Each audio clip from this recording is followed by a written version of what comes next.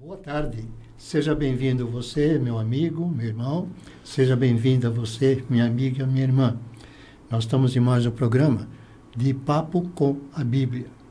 Hoje nós não temos a presença do pastor Kenji, mas nós estamos aqui sendo privilegiados pela presença do pastor Silvio, que vocês já conhecem de longa data, pastor que tem como base nossa congregação lá em Santo André, é líder do Ministério de Ação Social e, fazendo parte disto, está coordenando também as nossas clínicas de recuperação de drogados, né? Juntamente com suas famílias. E pensando nisso, nós temos a grata satisfação da psicóloga doutora Regiane, que está aqui conosco também, está cuidando também não só dos dependentes, mas da família, né? Sim.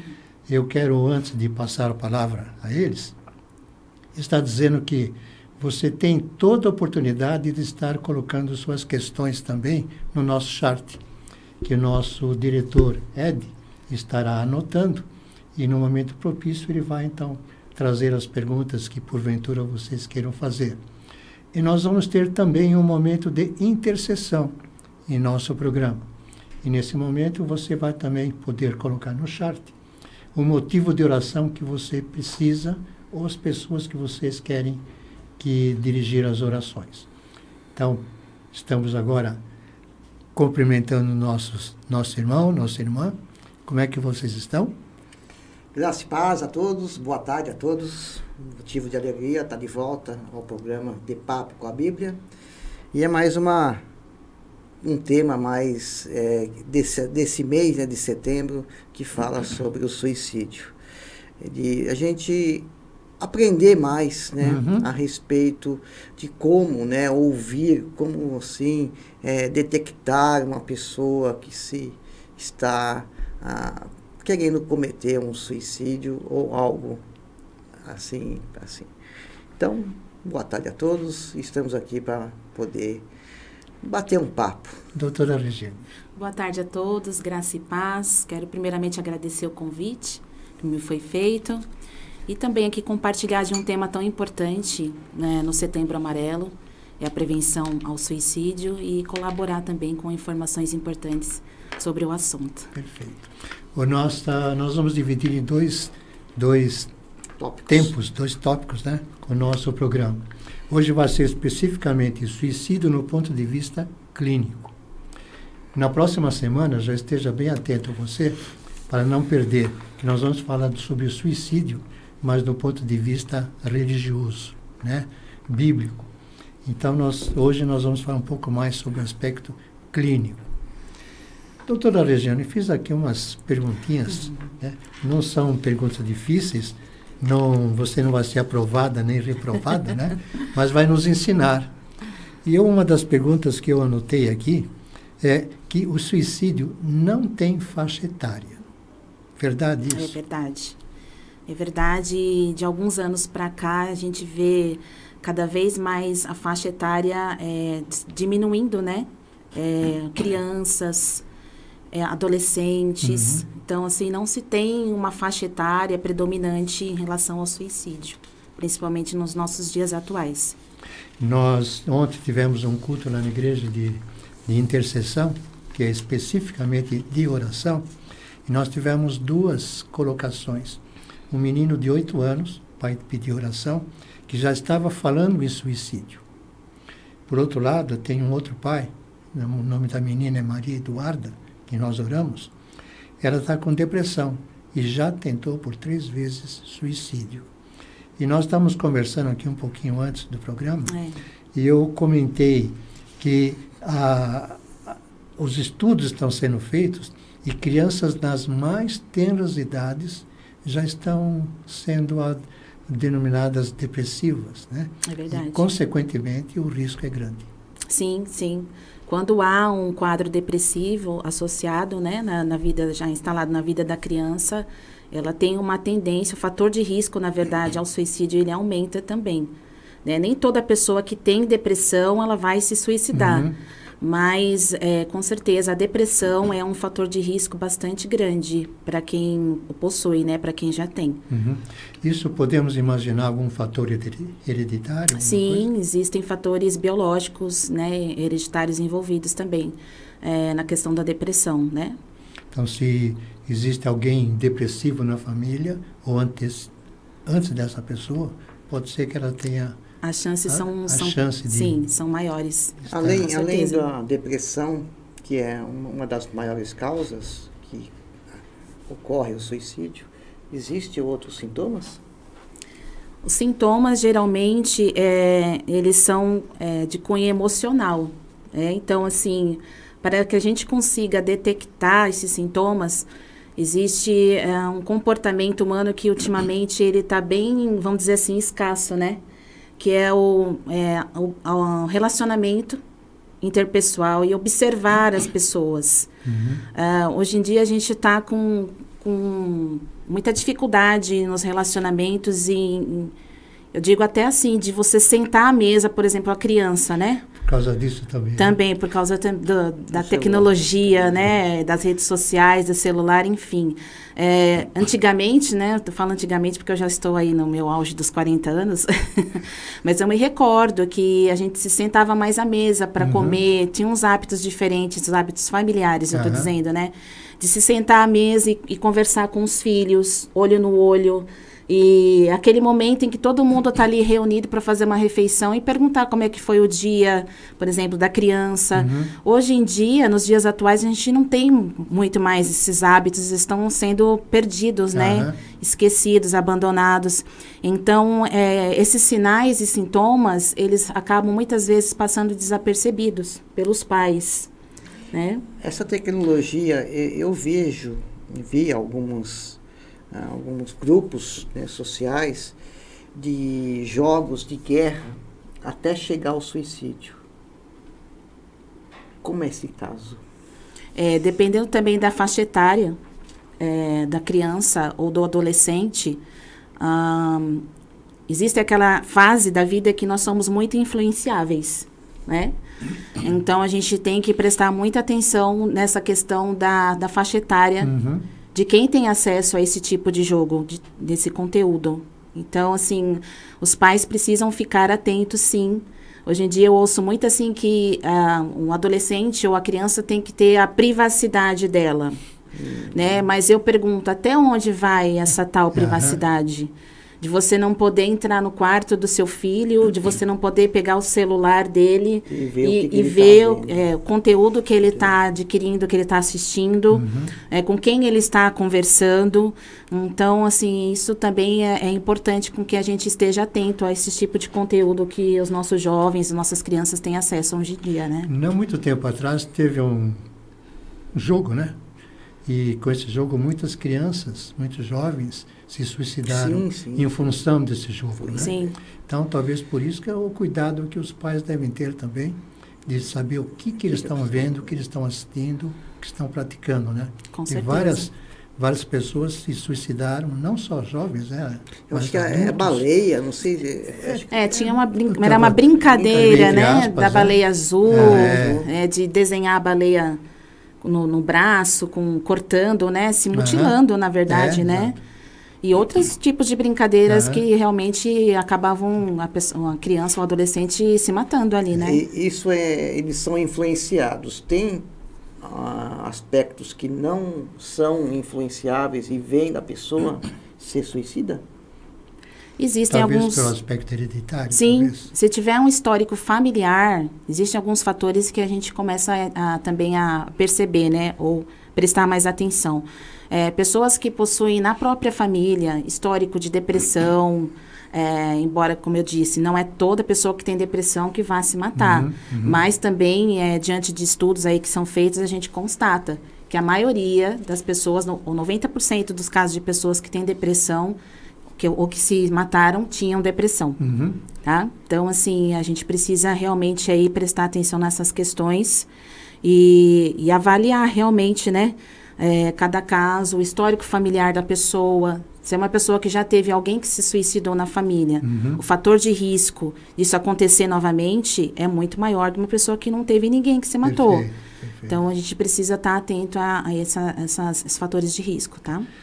Existe uma relação entre suicídio e doença mental? Sim, existe relação na questão do fator de risco.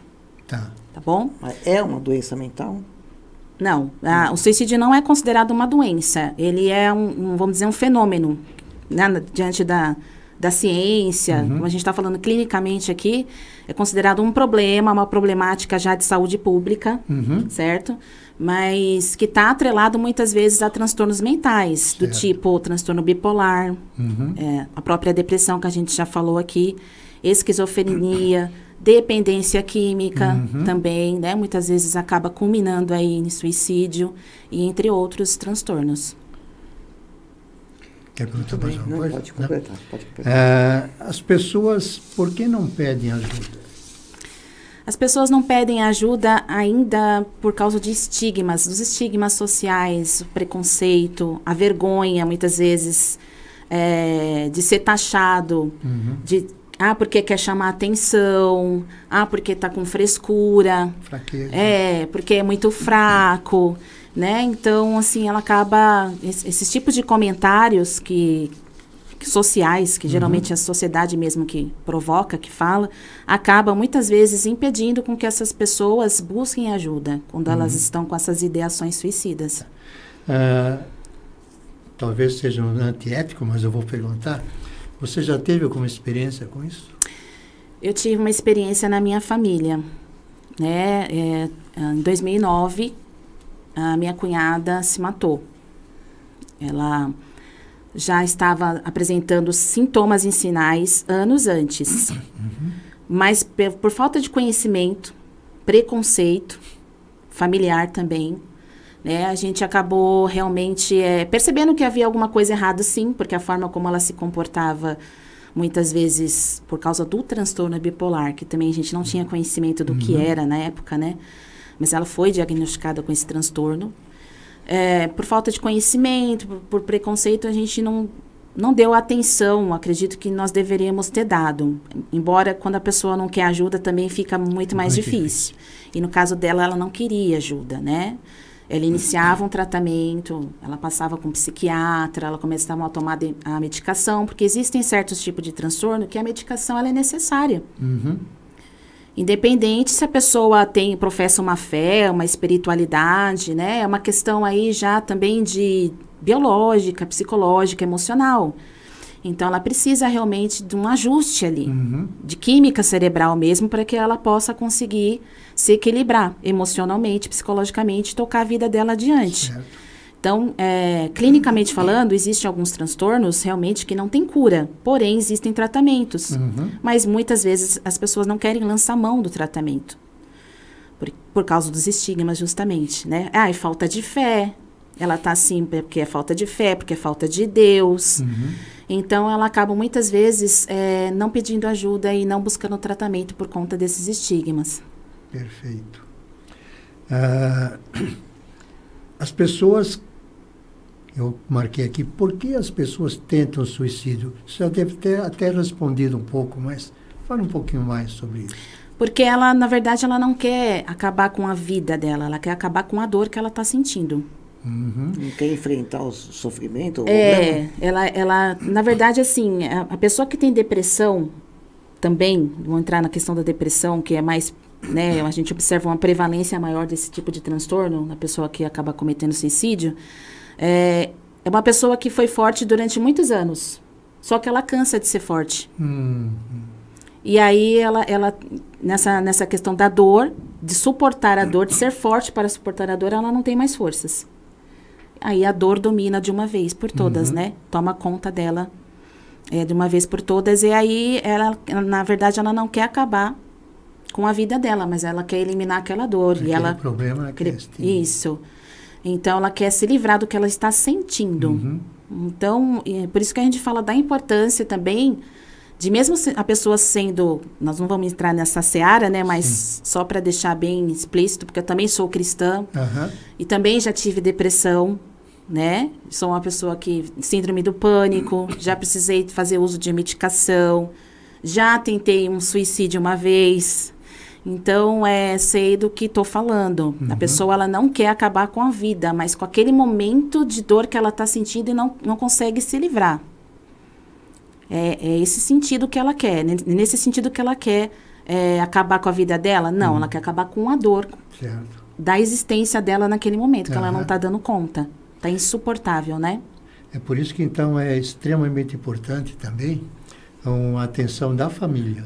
Sim. Né? Extremamente importante, porque se você também deixa a coisa correr, o risco é muito, muito maior. A família tem que detectar os sinais todos, né, da pessoa que está passando por esses problemas, né, esses pessoais, para que possa, né, tomar uma atitude. Então, qual é a atitude da família, né, que detecta alguém, né, da família, né, como que ela pode ajudar? Primeira coisa é aquilo que a gente já começou falando aqui da observação. Observar os sinais. Sinais e sintomas que a gente está falando aqui, né? Tem até a gente tem uma cartilha aqui, depois a gente pode até compartilhar, pastor, com as pessoas, porque é importante, que ela está bem, bem resumida aqui e trazendo toda a informação necessária, né? Que relata alguns sintomas que a gente pode observar, que estão presentes na vida do nosso familiar, né? Tristeza profunda, mas não é qualquer tristeza, é uma tristeza profunda. Frustração, irritabilidade, choro frequente, apatia, que é quando a pessoa perde totalmente, né, a vontade de viver, tanto faz como tanto fez para ela, né? Ela fica apática diante da vida. Dificuldade de interação. Então, ela vai começando a se isolar, ela vai entrando num isolamento social. Baixa autoestima, ela deixa de se cuidar. Ela se abandona. Até na questão da higiene pessoal também, tá? Insônia também é um fator muito importante que os familiares precisam observar. O sono, ele é regulador. Então, a gente precisa dormir. O sono foi feito para isso. Ele tem uma função específica, né, no organismo da gente. Então, se a gente não dorme, no mínimo 8 horas por dia, no outro dia a gente vai estar péssimo. E a pessoa que realmente ela tem esses sinais e sintomas já há muitos anos na sua vida, ela pode sim acabar também desencadeando aí uma depressão, uma ansiedade também, né? E isso também potencializa o cometimento do suicídio. Perfeito. Tá? Comportamentos agressivos, né? Também a pessoa se torna uma pessoa agressiva. Quer dizer, há uma mudança de comportamento. Então, se eu sou uma pessoa que não observa o comportamento do outro que convive comigo, eu não vou notar a diferença. Sim. Mas se eu observo, eu vou notar que tem alguma coisa acontecendo, né? Perfeito. Então, a primeira coisa é observar. A segunda coisa é perguntar o que está acontecendo. Chamar para uma conversa. Sim. E perguntar o que está acontecendo, o que ela está sentindo, quais os problemas que ela está passando, para que ela consiga realmente relatar, falar sobre aquilo que ela está sentindo naquele momento, né? Perfeito. Tem mais outras coisas. Tá, nós vamos conversar. Eu quero agradecer ao Carlos José, que nos mandou aqui uma pergunta, e também ao João Paulo. Obrigado pela audiência de vocês. Carlos José fez uma pergunta que, no termo, já foi mais ou menos respondido, mas vamos ver o que é. O que fazer quando a depressão ou a pessoa não quer ser ajudada ou não quer ajuda? Nesses casos mais drásticos, a pessoa não tem que querer, né? A gente tem que meio que carregar essa pessoa no colo. Um pouco. Realmente, se a gente for ver que ela está entrando num quadro de depressão a ponto de ter ideação suicida, porque ela começa a falar, ela solta frases, tipo, eu quero sumir. Nas entrelinhas, ela simplesmente está dizendo, eu quero morrer, eu vou me matar. Nem sempre ela vai falar assim, olha, eu vou me matar. Quase nunca. Perfeito. Eu tô com vontade de me matar. Ela não vai dizer isso, mas nas entrelinhas ela solta algumas frases que dão a entender isso. Tá? Não aguento mais. Estou cansado. Estou cansado. Então, o João Paulo, de Santo André, está fazendo uma pergunta, fez duas, por sinal. O que fazer quando a pessoa que tentou suicídio e não deu certo? Pois é, a gente estava até comentando sobre isso antes de começar, né? É uma situação, assim, duplamente frustrante para essa pessoa, porque ela já estava ali sofrendo, porque o suicídio, ele é uma dor psíquica muito forte, né? E ela já estava sofrendo ali. Alguns falam dor da alma. Mais ou menos isso. Exatamente, né? E aí ela já estava naquele sofrimento interno e fez todo um planejamento ali. Às vezes ela planeja, tem suicídio que é planejado mesmo. A pessoa chega até a escrever cartas de despedida. E procura, né, como, pela internet. Isso. Como melhor momento. Melhor meio de morrer, o meio de morrer mais rápido.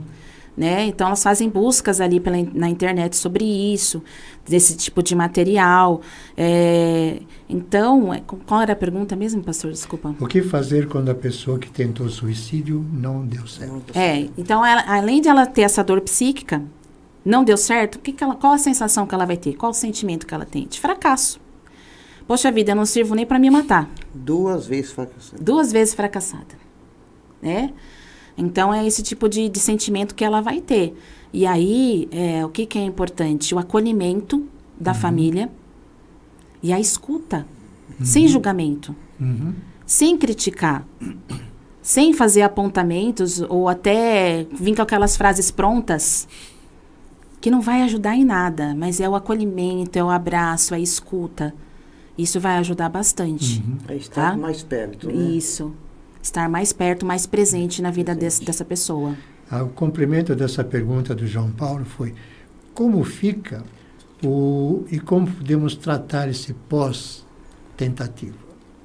Pós-tentativa. Também temos aqui na nossa apostilinha. Depois a gente vai disponibilizar esse material, tá? Que bom. É importante, né?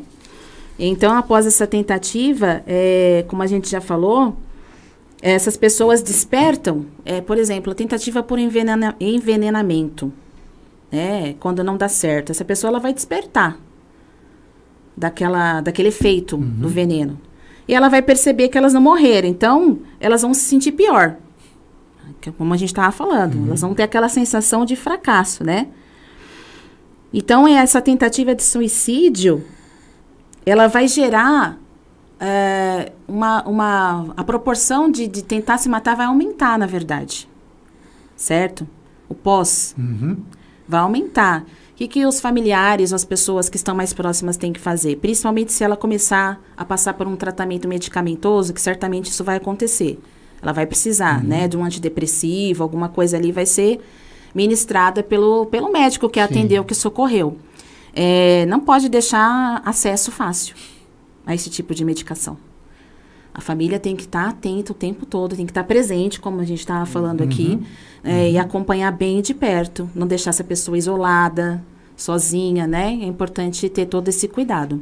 Perfeito. Tá bom? Edi, nós temos algum pedido de oração? Tenho, já eu passo, no momento, tá bom? Tá. Eu estava lendo alguma coisa também. O que são os chamados porteiros sociais? Porteiros sociais são aquelas pessoas que facilitam, são facilitadores. Por exemplo, a gente tem facilitadores da prevenção, tá? Do suicídio, por exemplo. A gente tem o CVV, Centro de Valorização da Vida, que são voluntários que trabalham lá. E estão ali disponíveis. Até recomendo aos familiares, né, que também se utilizem dessa ferramenta, que é o CVV. E o telefone lá, se não me engano, é 188. É isso mesmo, né, pastor? É isso mesmo. 188. Para que você coloque aquela pessoa que está com a ideação suicida, ou até que tentou cometer o suicídio e não teve sucesso, vamos dizer assim, se é essas palavras que a gente pode usar, né? Que converse com uma pessoa, por exemplo, um porteiro social ali que está habilitado para isso. Para dar as orientações. Eles são treinados para escutar. São treinados para isso. Não estão ali à toa, né? Certo, são pessoas capacitadas para esse tipo de situação. Ok. Pastor Silvio, tem mais alguma pergunta? Depois dessa conversa do antes, né? Durante, depois, né? que a pessoa tenta se suicidar, não consegue. Existe cura? Existe cura? Você quer que eu falo biblicamente falando? Não. Clinicamente falando. Clinicamente. Clinicamente falando, existe tratamento, tratamento, né? mesmo para poder... Isso, busca de profissionais capacitados, né? Psiquiatra, psicólogos. Então, são profissionais aí que estão na área da saúde mental, capacitados também para fazer esse tipo de atendimento, de tratamento. Né? Terapias. Então, existe uma gama de profissionais aí que podem ajudar também nesse sentido, tá? Porque é mais ou menos semelhante a droga, né? Isso. Porque você ouve falar que a pessoa foi curada. Na verdade, ela não foi. Não. Né? Então, o cuidado que precisa ter é um cuidado redobrado. Isso. Para não cair de novo. Isso. Né? Isso mesmo. Porque qualquer pitadinha que tenha já é um motivo para que a coisa descambe. Né? Então, realmente, o tratamento existe, mas não... Quer dizer, o tratamento você conhece, né? Nós vamos tratar disso depois, mas realmente... Fala, Silvio. É bom que a gente entenda que estamos sendo tratados, porque se a gente for, se eu estou curado, eu acho que a gente vai se ensoberbecer e vai querer praticar as coisas que eu praticava antigamente e vai cair do cavalo, né? Vai cair vai se machucar mais drogas, ainda. se machucar. É melhor continuar no tratamento, né? Sem manutenção, né, pastor? Manutenção, sem correr risco nenhum. Exatamente. Algum comentário mais, doutora? Eu queria só deixar para as pessoas, principalmente familiares que perderam seus parentes por conta de um suicídio, é bem difícil, passei por isso. A culpa bate forte. Perguntas do tipo, por que eu não ajudei, por que eu não fiz melhor, por que eu podia ter ajudado, eu podia ter feito alguma coisa. Mas, realmente, quando a pessoa ela desiste da vida, e é uma decisão de livre-arbítrio que a pessoa tem. E nem sempre ela quer ajuda, como a gente já comentou aqui, né? Se puder carregar no colo, a gente carrega, mas a gente também tem uma limitação até um certo ponto. E eu passei muito tempo fazendo essas perguntas. Por que eu não acreditei, às vezes, que falou que ia se matar, e foram várias vezes, até que ela conseguiu. A minha cunhada, eu digo, no caso, né? Então, assim, isso ficou muito tempo me perturbando, vamos dizer assim, emocionalmente, psicologicamente. Eu acredito que o meu irmão, que era o esposo dela, mais ainda, até hoje, assim, eu percebo, assim, que ele está se reerguendo, né? Isso aconteceu em 2009, faz muitos anos. Então, fica aquela sensação de que a gente poderia ter feito algo mais.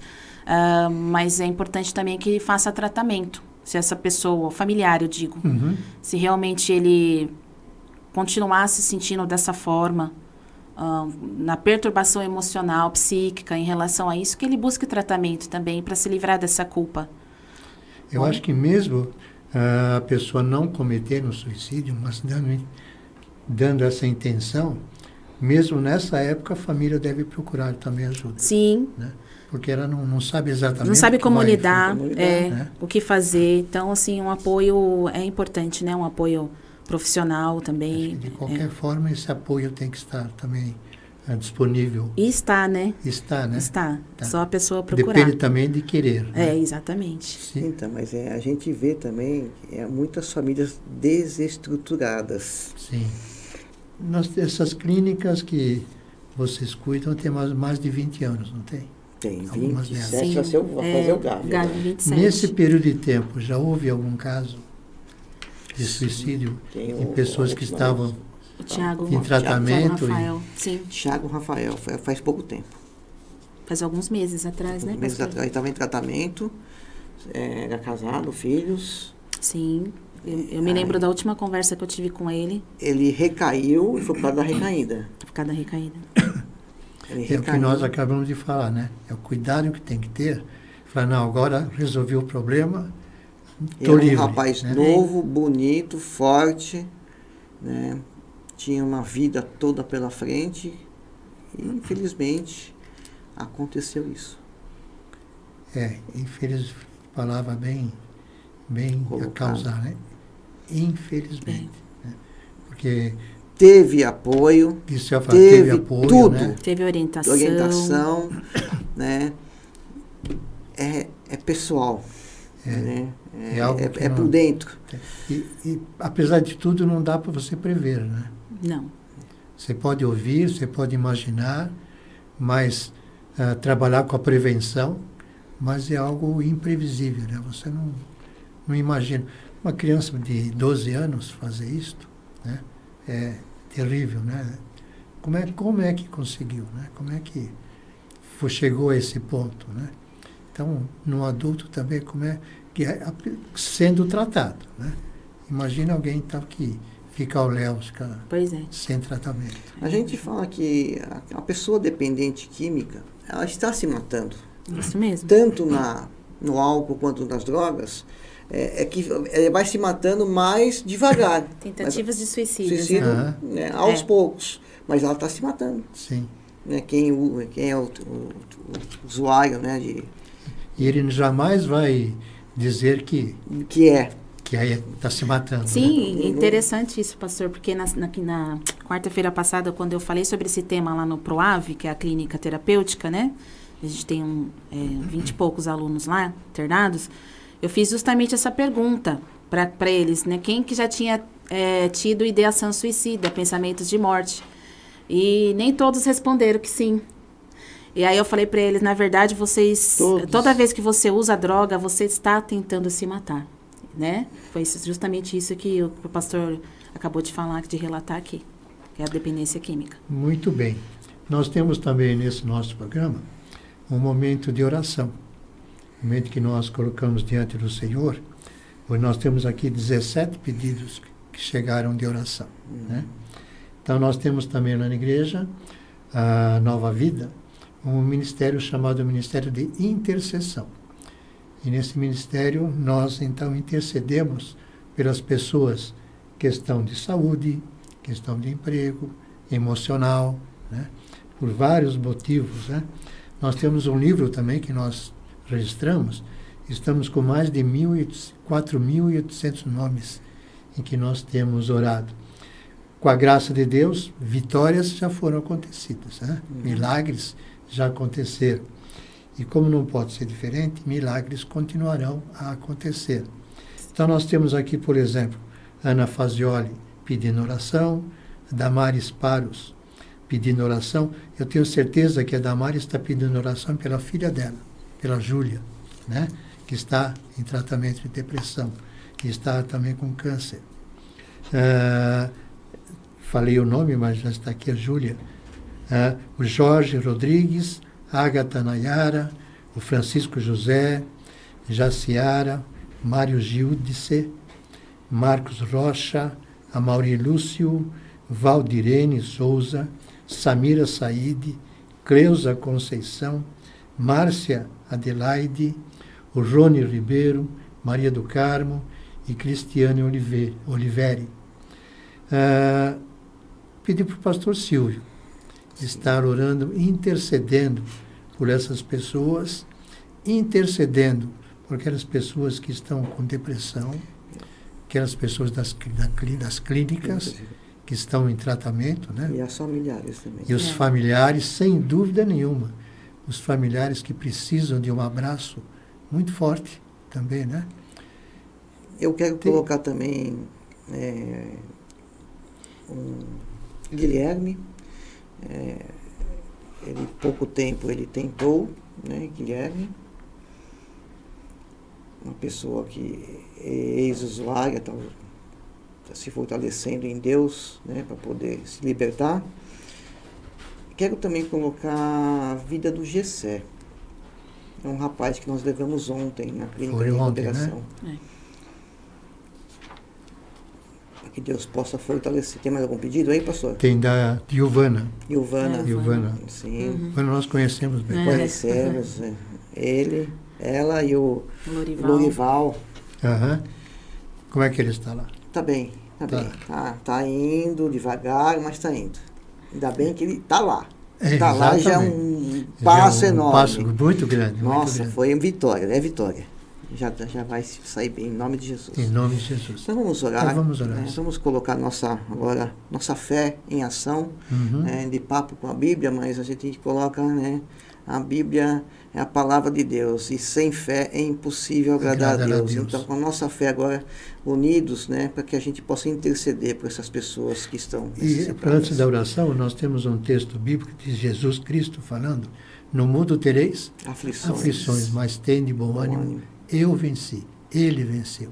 Então, em função disso, nós podemos também vencer. Amém. Soberano e eterno Deus Pai, graças te damos, Senhor, porque nós estamos aqui reunidos em Teu nome, Amém, sabendo que o Senhor, meu Pai, está no comando e no controle de todas as coisas. Verdade, Sabemos que o Senhor nos dá força, meu Pai, nas nossas adversidades, Senhor. Por isso, peço a Ti, Senhor, para que o Senhor fortaleça cada vida que está assistindo esse programa, a cada família representada, meu Pai, a cada vida mencionada aqui, que o Senhor entre com a Tua presença, com o Teu poder, meu Pai, para que essas pessoas possam, meu Pai, em Ti, encontrar forças e recursos para poder superar os fracassos, meu Pai, os sofrimentos, que sabemos somente em Ti podemos encontrar isso. Verdade. No nome de Jesus, meu Pai, abençoa, guarda e livra-os de todo o mal, no nome santo de Jesus Cristo. Amém. Amém. Amém. Graças a Com Deus. certeza teremos milagres a serem testemunhados aí. Sim. Doutora Regiane, mais algum comentário que possa ser colocado? Finalizando. Não, eu gostaria de agradecer novamente, né, pela oportunidade e a importância de falar sobre isso. Principalmente, diria assim, para um público cristão também, porque a gente sabe que isso também tem acontecido no meio cristão. Essa é uma pergunta, você levantou bem. Não só as pessoas que não conhecem a Deus ou um tipo de religião, mas afeta toda a população, né? Sim, afeta. Né? Então, assim, é uma questão que precisa realmente de cuidado, de acolhimento, não de julgamento, mas de acolhimento e de orientação, né? Sim. De que essas pessoas realmente possam procurar ajuda. Eu sei que dentro das igrejas também existem algumas igrejas que têm uma abertura maior para se falar sobre isso. Então, também é importante que a gente, como cristão, se desfaça de alguns preconceitos, estigmas, tenha um pouquinho mais de conhecimento sobre o assunto, porque a gente tem visto pessoas cristãs, né? Semana que vem acho que vocês vão falar mais sobre esse assunto, que realmente tem vivenciado esse drama, né?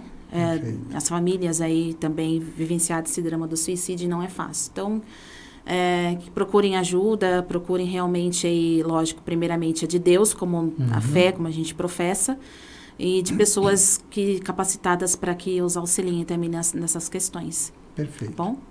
Eu não falei no começo ainda, nós somos da Igreja Batista Nova Vida, o pastor titular é o pastor Alberto Kenji Yamabushi, não esteve conosco aqui hoje, mas nós queremos nos colocar à disposição de vocês. Nós temos, começar pelo domingo, às 9 horas da manhã, temos a nossa escola bíblica dominical, para todas as faixas etárias, desde as mais tenra idade até a idade, vamos falar mais velho, mas os mais experientes, né? Têm suas classes disponíveis lá. Se você quer ser batizado, existe uma classe também específica de batismo. Às 10 horas da manhã, no domingo, temos o nosso culto de celebração ao nosso Deus. Às 18h30 também um culto de celebração. Às segundas-feiras, nós temos nosso culto de intercessão. O culto é de especificamente oração. Temos sim leitura da palavra, temos algumas meditações, mas o nosso objetivo principal, estamos ali orando. Passamos mais ou menos 1 hora e 15 em oração. Às quartas-feiras, temos nosso culto de doutrina, culto de estudos. Então, nós temos às 18, 19 e 30 horas. Às sextas-feiras, o pastor Silvio está lá, Fala, pastor Silvio. Sexta-feira, grupo de apoio, né, aos dependentes e codependentes. O início da reunião são às 19h30 até às 21 horas. Então, também tem um pequeno estudo bíblico, mas tem também uma conversa bem formal, próxima deles, próxima, bem próxima deles. Bom, chegamos ao fim do nosso programa. Muito obrigado pela audiência que vocês nos deram. Pastor Silvio, doutora Regiane, volte mais vezes, né? Com certeza terá outros convites, né, pastor Sim, Silvio? com toda certeza.